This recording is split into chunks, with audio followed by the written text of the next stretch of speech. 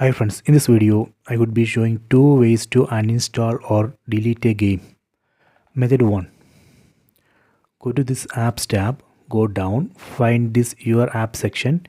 Here you can find the game. See, this is a game. This is a game I am going to uninstall. Set it, then press and hold OK button on the remote. Go to view details. Here you can see uninstall, set uninstall. This is a method 1. Let me go to method 2. Method 2. Go to settings. Set all settings from top right corner. Go to apps. Then set see all apps.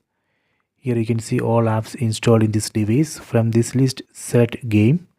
Let me select this Orbia game. Then select uninstall. Set OK. Done. Deleted. This is a method 2. So these are two methods. Please try this. I hope you have enjoyed this video. Please subscribe this channel. Please like and share the video.